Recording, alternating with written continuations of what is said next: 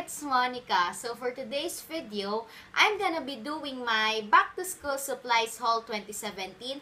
And alam ko na late na kasi nga late na kami nag-shopping. Actually, kahapon lang kami nag-shopping, tas ngayon nagfi-film ako June 6, 2017. And bukas, pasokan na namin. So, talagang last minute na tong haul ko na to. So, without further ado, let's get started.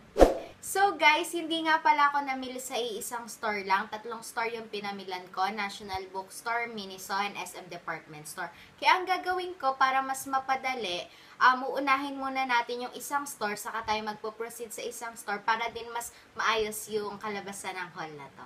So dahil dalawang item lang naman yung binili ko sa Miniso, yun na yung unahin natin. So, ito yung napamili ko sa Miniso. Ayan. Buksan na natin siya. And ang laman nito ay ito, Miniso vacuum bottle. Ito yung binili ko. Yan yung itsura niya. Tapos, kaya ako naman binili to. Actually, hindi talaga dapat ako bibili na to. Pero sabi ni Mami, bumili daw ako ng lalagyanan ko ng tubig dahil nga magbaon na lang daw ako ng tubig sa school. Parang was tipid. Tipid tips. Magbaon ng tubig para hindi ka na bumili. Ganyan lang yung itsura niya. Color pastel pink lang siya. Tapos nakalagay, is it Friday yet? Tapos, merong parang character dito na cute lang. Tapos maliit lang din para kasyang-kasya sa bag, hindi bulky or something like that. Tapos yung sumunod naman na nabili sa Miniso ay itong umbrella. Ganito lang siya.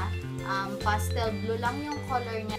May ganyan-ganyan lang siyang style, parang pa-square na ganito. Tapos kaya namin ito binili, syempre dahil pasukan na, hindi maiwasan ng rainy season at kailangan talaga ng payong. At ang maganda dito, makapal siya. May tawag sila, nakalimutan ko lang. Basta yung inner part niya, hindi siya tela. Parang plastic siya na color black. Kaya mabilis daw talagang matuyo to. Saka kung maaraw naman daw, hindi daw tatagos yung init sa umbrella na to. So, itong dalawa lang na to yung nabili namin sa Miniso. Ang susunod naman na ipapakita ko sa inyo ay yung mga nabili ko sa National Bookstore. So, ito yung nabili ko sa National Bookstore. Yan, medyo mabigat siya at madami-dami. So, ang una kong nakuha ay itong yellow pad. Yan. Tatlong pads na to, tapos ang isang pad ay merong 80 leaves each. So, tatlong pad na yung kinuha ko kasi alam niyo naman, gamit na gamit talaga tong yellow pad sa senior high. Tapos, ang sumunod naman na nandito ay typewriting paper na short at typewriting paper na long. 100 sheets each yung binili ko. Tapos, ang sumunod naman na nandito ay itong colored multi-purpose papers. Dalawa din yung binili ko. And 10 sheets lang sila. Tapos, ang sumunod naman ay itong 1/2 crosswise pad paper. Yan. Tapos, bumili na din ako ng index cards. Isang 2x8 index cards, saka isang 4x6 index cards. Tapos, bumili ako ng dalawang correction tape. Ang tatak nito ay yung undo. Tapos, bumili na din ako ng scissors. Ito lang siya, color pink na scissors. And then, bumili ako ng dalawang marker. Ang tatak nito ay pentel. Actually, magkaiba to is, itong isa yung parang pointed yung tip niya. Tapos, itong isa naman yung round yung tip. Dalawa yung pinili ko. Isang ganyan.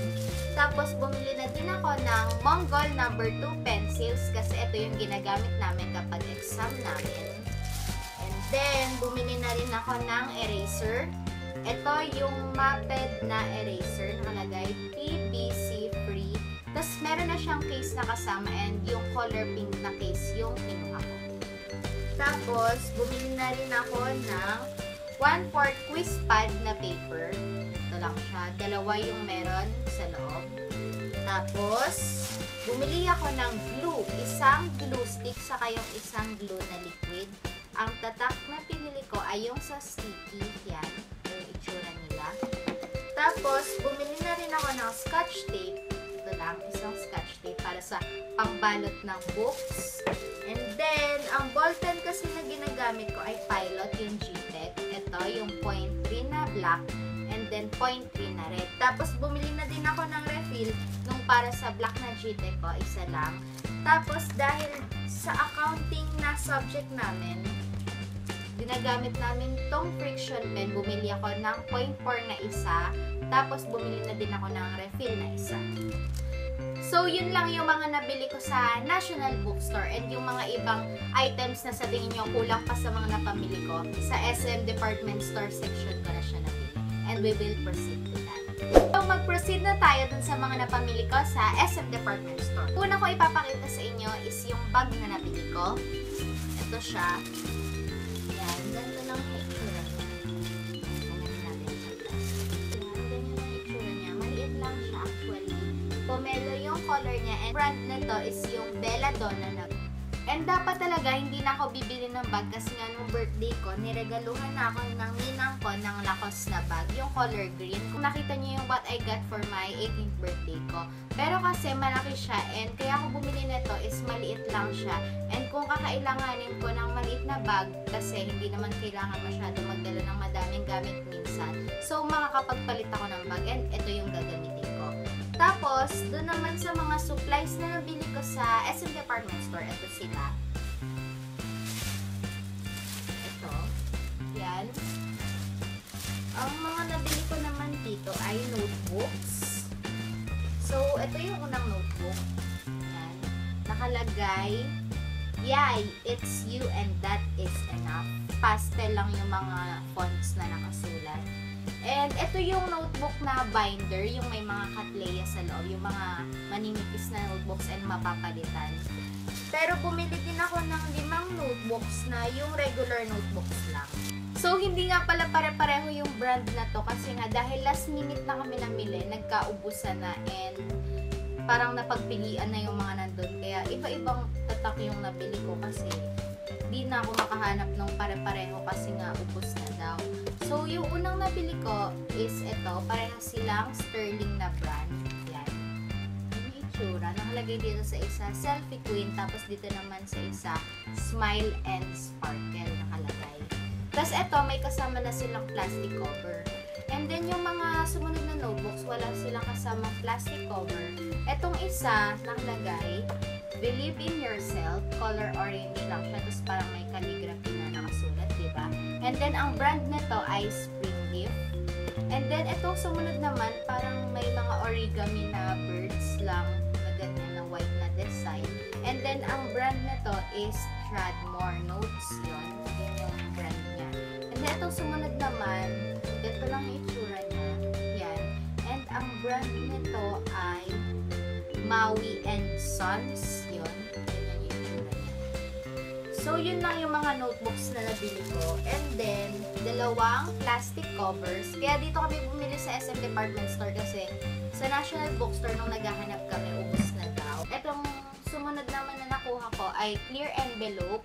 And then, may pink na border lang siya. And para mas organized, siya ako lalagay yung mga papers na kailangan or yung mga dinedistribute na ng teachers na baka kailanganin pa someday. And then, bumili ako ng highlighters. Ito yung Faber-Castell na highlighters, and 4 sila. Super fluorescent itong nabili ko. And then, dapat talaga ang bibili kong highlighter is yung Stabilo na pastel highlighters. Naghahanap ako. And then, nagtanong ako dun sa nag-a-assist doon. And then, ubos na daw. Kaya no choice na ako. Ito na lang yung binili ko. And ang sumunod naman nabili ko ay itong Muppet na sharpener para nga sa pencil. Para lagi silang matulis. Then, ang sumunod na nandito and last items ay itong 4 na Armando Caruso. Ganito lang yung itsura nila. Yan. Tapos, isang pure carton na floral na parang color maroon yung color. So, yun lang yung mga nabili So, yun lang yung mga nabili ko sa SM Department. So, that is all for my Back to School Supplies Haul 2017, and I hope you guys enjoyed watching. So, dahil pasukan season na nga, ay may mga nakapasok na panigurado, and yung iba next week or next week pa. So, good luck sa pag-aaral and mag-aral mabuti. So, yun lang. Don't forget to like this video, subscribe to my channel, and click the bell button to get notified every time I post new videos. Thank you for watching, and see you on my next video. Bye, guys! Mwah!